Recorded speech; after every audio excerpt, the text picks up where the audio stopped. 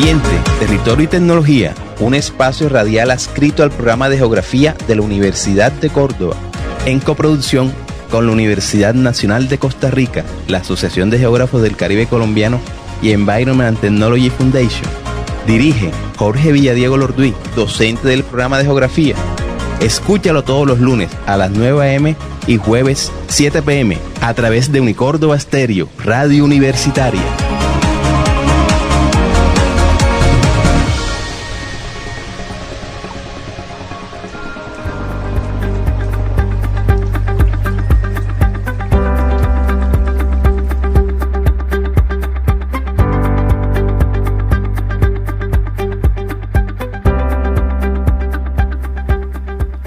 Cordial saludo a todos los oyentes de su programa radial Ambiente, Territorio y Tecnología, un espacio escrito del programa de Geografía de la Universidad de Córdoba. Quien les habla, este servidor Jorge Villadiego Lorduy, profesor del programa de Geografía. Hoy tenemos un invitado especial, el doctor Francisco Abella Esquivel. Él es doctor en Epistemología de la Geografía. Ha sido director de la Maestría de Estudios del Caribe de la Universidad Nacional, profesor de la Maestría de Geografía de la Universidad de Córdoba, y con él vamos a hablar un tema muy especial sobre la geografía tropical. Bienvenido, doctor Francisco Abella. Muchas gracias, Jorge. Muchas gracias.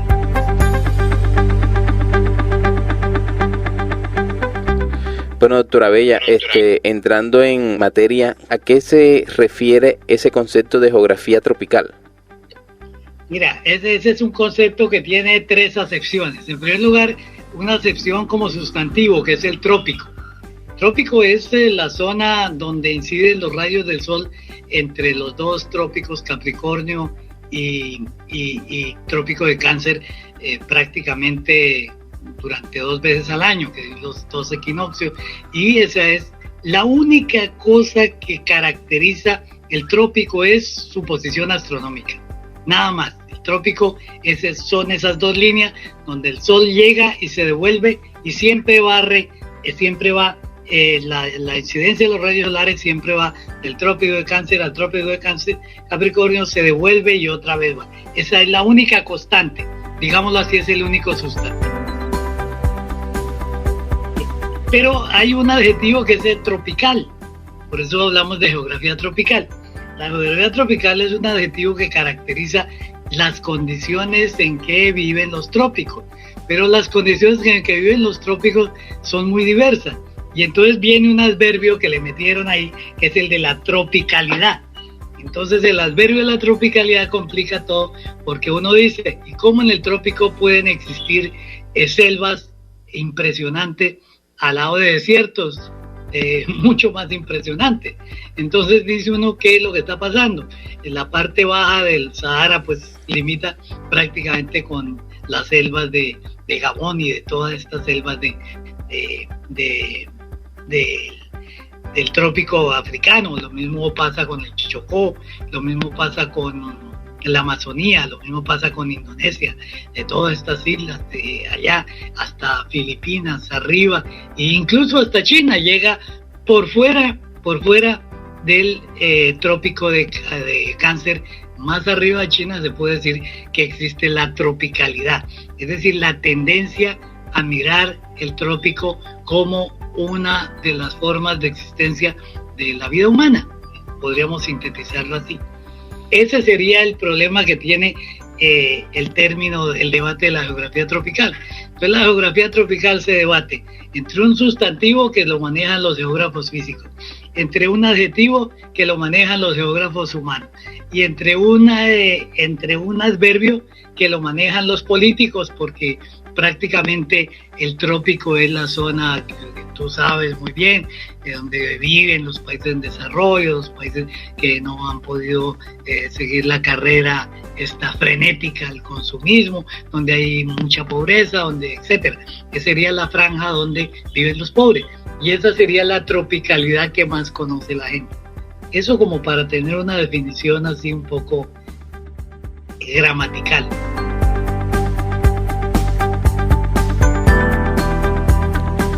Bueno, y entonces, ¿cuál es el objeto de estudio de la geografía tropical en sí?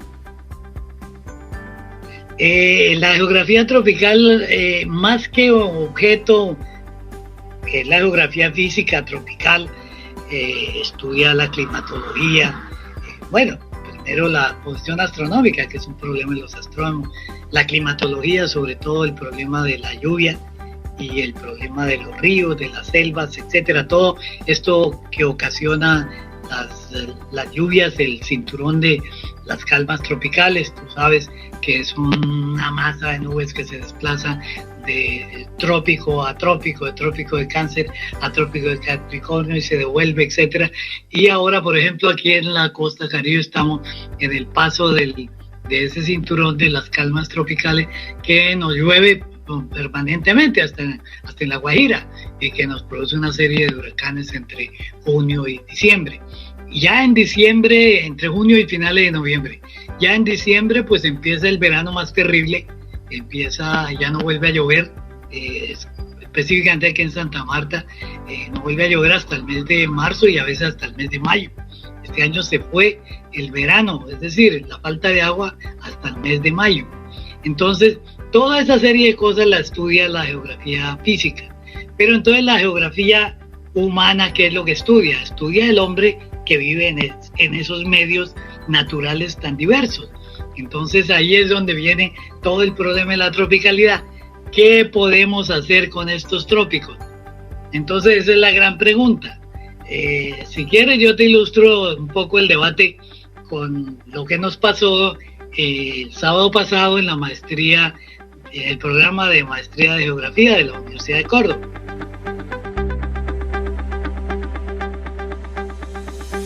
Bueno, ahí había dos posiciones. La primera posición es la de que en el trópico y en las zonas tropicales y en Colombia, para poder producir el maíz que tenemos que importar el 90%, etcétera, necesitamos una agricultura mecanizada, altamente desarrollada, como la de la zona temperada. Esa fue la posición de uno de los estudiantes. La otra estudiante decía, no, tal vez lo que necesitamos es darle tierra a los campesinos bajo un programa como el que está presentando el actual presidente. El debate se centró en que no, en que era la alta tecnología la que tenía que prosperar, etcétera, etcétera. Pero aquí viene el problema de la geografía tropical. Uno puede hacer en el trópico la misma agricultura que hacen en la zona temperada. Esa es la pregunta que hay que hacer. Y es la pregunta que nos permitió plantear en ese seminario del programa de maestría en geografía de la Universidad de Córdoba, que nos permitió situar bien el problema. Mire, el problema es que la agricultura temperada obedece a una serie de condiciones físicas muy definidas. En primer lugar, un invierno fuerte que acaba con todas las plagas. Por lo regular los inviernos son fuertes, más hacia por ahí hacia el 30, ¿no? Hacia el paralelo 30, hacia el 28, todo eso para arriba. Entre el 23, que es el paralelo del trópico digámoslo en este caso, del trópico de Cáncer, que va por La Habana, digámoslo así, y que incluye lo que hay de La Habana hasta Sao Paulo en el trópico de Capricornio, pues es otra cosa. Pero en esa zona temperada, el invierno mata todas las plagas. El frío mata todas las plagas.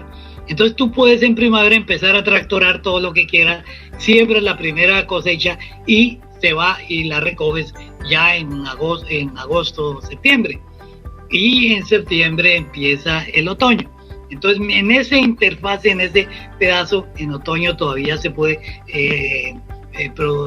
procesar los productos, se pueden guardar, se puede hacer el heno de los pastos, la alfalfa, etcétera, y se puede también guardar los granos, el trigo, el maíz, etcétera, etcétera. Entonces es un tipo de agricultura que está muy limitada a las estaciones que tú sabes que se marcan con el paso de la Tierra alrededor del Sol. Entonces son estaciones que marcan todo el año. Pero las estaciones del trópico no existen. El trópico todos los días son prácticamente iguales y las noches pues difiere de algunas horas, etcétera.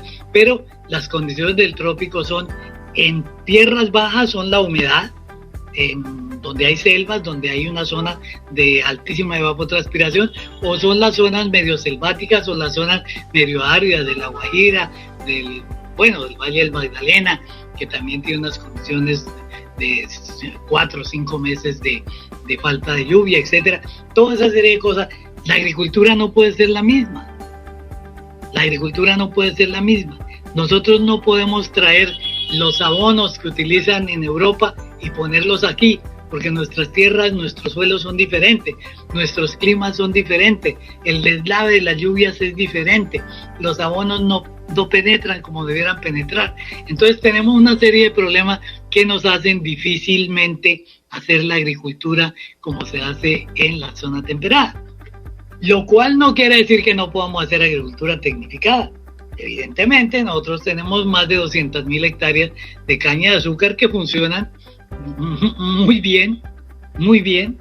Ahí nadie puede negar que el azúcar no ha sido uno de los retos de nuestra gran burguesía agricultora del Valle del Cauca. Ahí no hay nada que decir. Tenemos que también una agricultura de plantación muy eficaz, como es la del banano, con todas sus injusticias y todo lo que usted quiera. Tenemos plantaciones gigantescas de más de casi 200.000 hectáreas de palma africana, de palma aceitera. Vamos hacia la producción muy seria de alguna serie de ajonjolí, de sorgo, etcétera.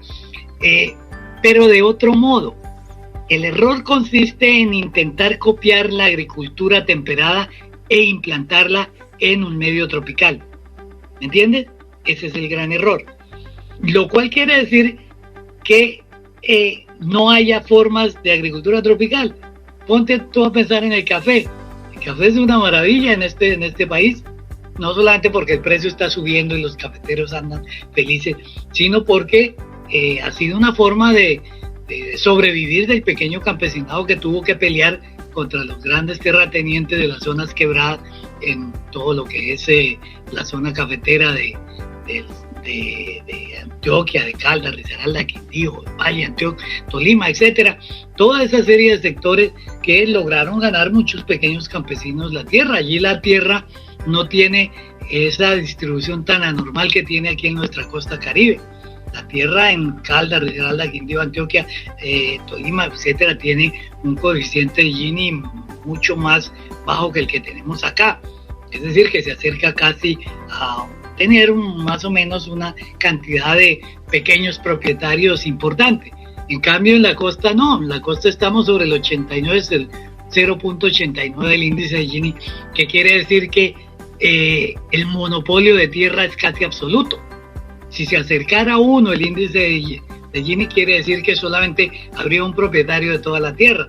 Pero imagínense, estamos en 0.89 según el Ministerio de Agricultura y según el DANE, los datos que acaban de dar. Entonces, ¿eso qué quiere decir? Que nuestro problema tal vez no sea la forma de agricultura, sino que la tierra no la dedicamos a la agricultura.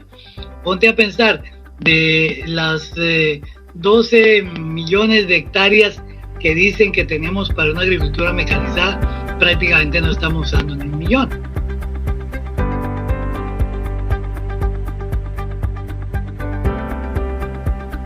Entonces la situación es muy difícil. ¿Por qué? Porque no podemos hacer esta agricultura de las grandes extensiones, sino bajo unos parámetros distintos que obedezcan a lo que indica que es el trópico. Y esos parámetros implican una desecación muy fuerte. Hay que drenar porque las lluvias son muy grandes en un periodo y hay que regar en otro periodo donde no tenemos agua. Entonces, ¿qué tenemos que hacer? Pues drenar y regar. ¿Bajo qué condiciones? Bajo las condiciones que nos impone el trópico. En ese sentido, pues tenemos agua y tenemos una serie de cosas que nos permiten manejar nuestra agricultura de otra manera. Pero es una agricultura propia que sería hecha en el trópico y para el trópico. Por eso los centros universitarios que se dedican a la agronomía tropical tienen bastante diferencia con los centros de la agricultura temperada, con por ejemplo, el Centro de Agricultura Tropical de Ámsterdam, que está dedicado a la agricultura colonial, porque ellos siguen manteniendo sus colonias en Indonesia y siguen manteniendo muchas colonias en otras partes. Francia todavía mantiene colonias en Guadalupe, Guayana, etcétera. La colonialidad todavía existe. Doctora Bella, una pregunta.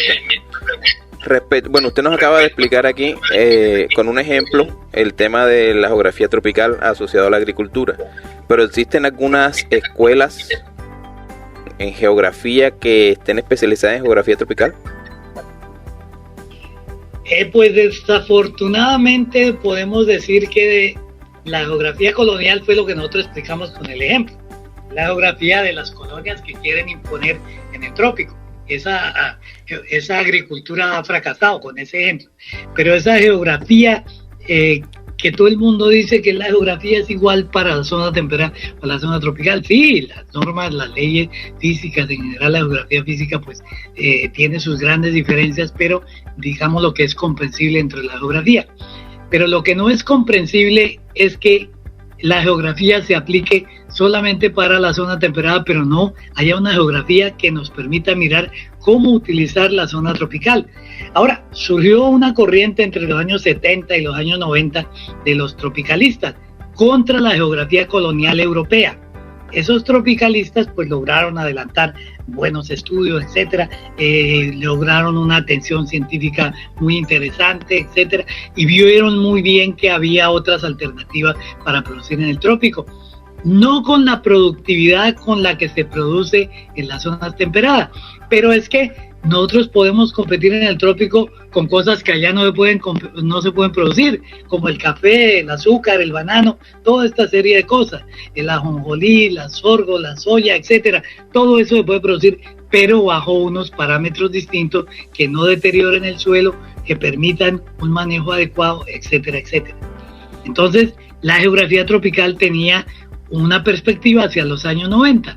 En los años 2000 ya como que se perdió ese hilo conductor de hacer una geografía tropical y empezaron los grandes errores que se cometen por no entender la geografía tropical, para citarle un error gigantesco como es el caso de Hidroituango, por ejemplo, o otro caso como el caso de Urrá. ¿Por qué? Porque no le pusieron atención a que estamos en el trópico.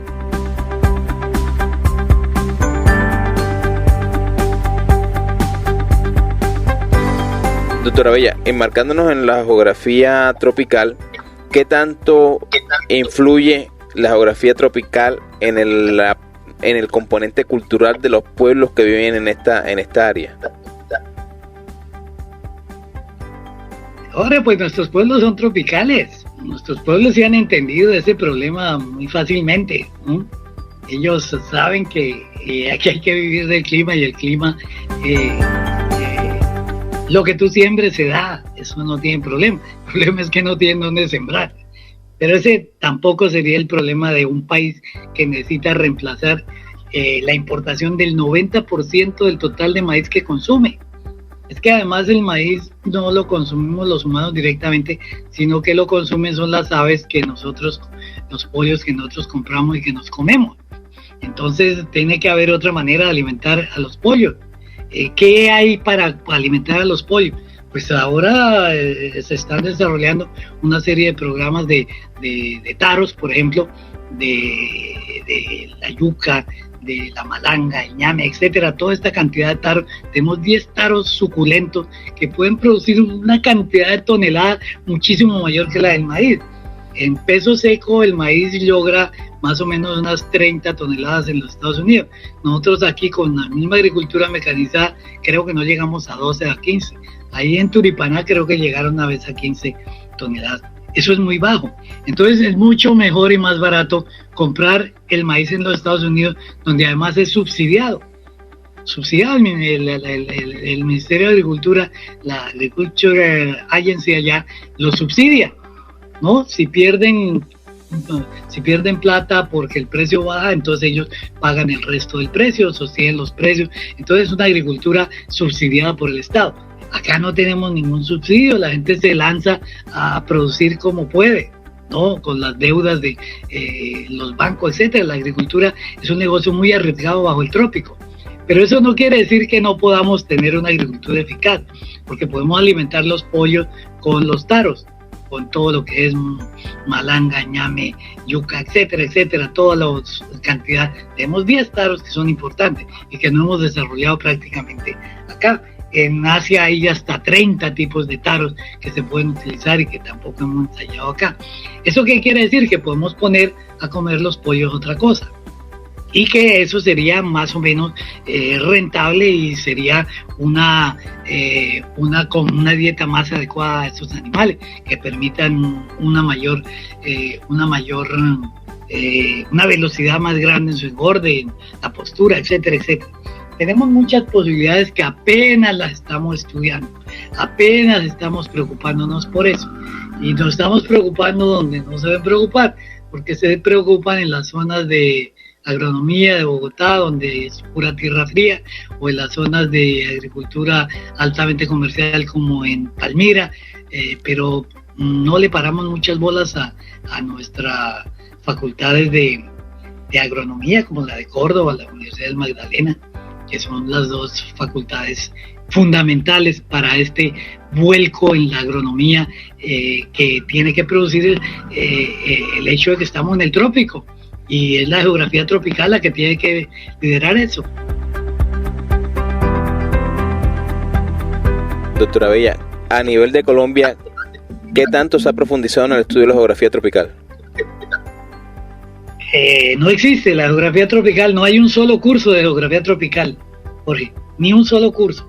Yo inicié uno de geografía litoral, donde metía mucho de los problemas del trópico, porque como comentábamos en otra ocasión sobre la erosión, muchos de los problemas de la erosión tropical son debidos a otra serie de acciones del viento, de las corrientes, etcétera, que son típicas del trópico, que eso no ocurre en las zonas temperadas, ¿entiendes? Entonces ahí intenté meterlo de geografía tropical, pero no funcionó, porque yo fui profesor hasta el 2004, el 2005, imagínate, hace ya ese montón de tiempo, ya va a ser 18 años, en la Universidad de Córdoba.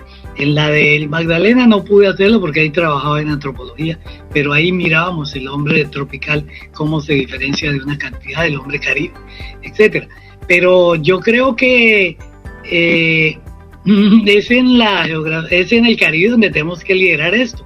¿Por qué? Y en el Caribe y en la Amazonía, tal vez, en la Orinoquía, en el Chocó, donde tenemos que liderar esto, porque ahí es donde funciona. ¿Por qué? Porque la gente que vive en los Andes se creen que son europeos, que son de las zonas temperadas, que allá viven allá viven un clima, por eso le llaman clima templado, un clima que es mucho mejor para la salud, etc. Mientras que las zonas bajas, las zonas tórridas, pues son llenas de mosquitos, llenas de parásitos, llenas de pobre, etcétera, etcétera, etcétera. El menosprecio que hay en la geografía sobre los trópicos, sobre la parte baja de la geografía, es impresionante. El Agustín Codazzi decía en 1978 que eran tierras inhóspitas, que eran tierras que no se prestaban para el desarrollo del hombre. Imagínense, entonces bajo esa visión, porque en la Orinoquía Río Paila tiene 22.000 hectáreas que actualmente entran en producción, de cosas como esas. Entonces, y en zonas de suelos coriáceos, de suelos con unos harpan terribles, etcétera, porque lo están trabajando bajo otros parámetros que son los de la agricultura tropical. ¿Usted no cree que eso que hay allá en el Valle del Cauca, 200.000 y pico de hectáreas de azúcar, son debidas exclusivamente a la agricultura temperada? Eso es porque allá estuvo el CIAT, está el CIAT, que es el Centro Internacional de Agricultura Tropical, que desarrolla una serie de programas adecuados a la producción de azúcar, en este caso específicamente. Claro que también hay ajonjolí, sorgo, hay otra serie de productos que se están alternando, porque a pesar de que los suelos del Valle del Cauca, de la zona azucarera, son muy buenos, son muy profundos, son tipo A, etcétera, pues presentan problemas también. Entonces hay que alternar los cultivos, porque esa es la norma que habría que seguir, la de alternar los cultivos. Tú no puedes sembrar solo maíz, porque si siembras solo maíz, entonces le estás desnitrogenando la tierra. Necesitas ponerle un cultivo de frijol, por ejemplo, para que pueda volver el nitrógeno a la tierra, etcétera, y no tener que gastar en abono, que de otra manera tampoco podemos comprar, porque los abonos subieron con la guerra de Ucrania a niveles que no nos podemos imaginar, y tenemos que inventarnos otra serie de producir abono.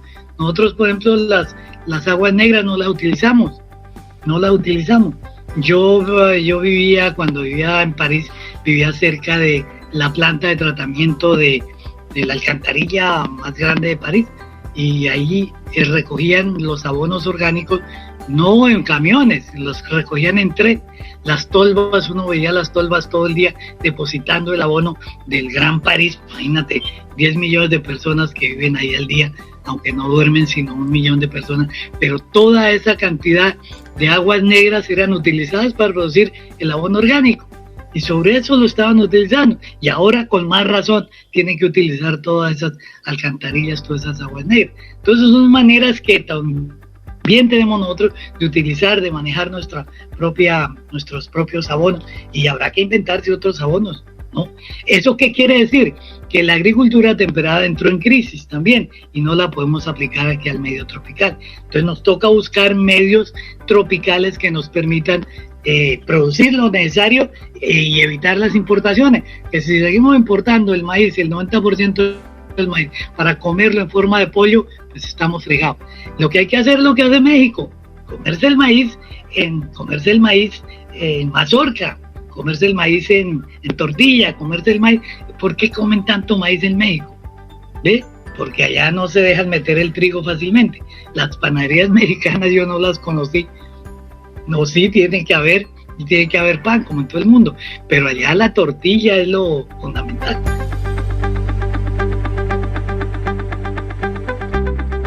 Doctora Bella, en términos de geografía tropical, ¿por qué cree usted que en el país, aquí en Colombia, no ha tomado fuerza, o son muy pocas las personas? Por ejemplo, Ernesto Gould, NIMS, tiene un libro asociado a la geografía tropical, pero ¿por qué cree que no ha habido muchos trabajos o se ha impulsado esta línea de la geografía en el país? Jorge, yo a mucho honor, yo fui uno de los alumnos preferidos del profesor Gould. Yo nací en Sogamoso, en Boyacá, pero claro, no lo vuelvo a hacer. Pero él me decía cacique Sucamuso, y yo era como su monitor, ¿no? Entonces por eso fue que yo me orienté por la geografía. Cuando yo llegué a Francia, pues la primera pelea fue: si hay una cátedra de geografía tropical en el Collège de France, ¿por qué no hay una cátedra de geografía temperada? Entonces no, porque la geografía temperada es la ciencia, la geografía tropical es apenas un apéndice de la geografía. Entonces yo me insurgí contra todo eso, y bueno, tuve problemas para terminar el doctorado. Yo no hice la tesis, la tesis la tengo aquí al frente, pero nunca se ha publicado ni nunca se ha hecho nada. Y pues mi profesor murió, mi profesor Philippe Panchemel, es uno de los grandes geógrafos franceses, etcétera, y yo me quedé pues con ese debate, y ese debate prácticamente lo perdí, y lo perdimos aquí en Colombia desde la época de Ernesto Gould. Nadie volvió a hablar de geografía tropical.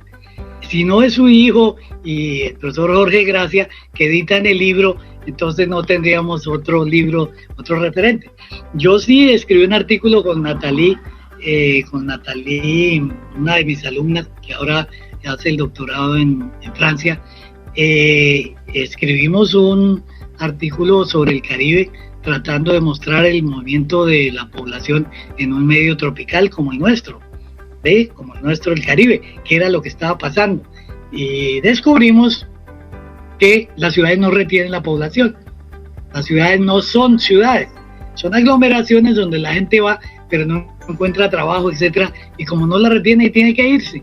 ¿A dónde se iban? A Venezuela, cuando Venezuela era Venezuela Saudita, y allá iban y hacían, o se iban a la montaña a sembrar marihuana, a sembrar coca o lo que sea, pero las ciudades nunca han retenido la población. Fíjese qué cosa tan interesante.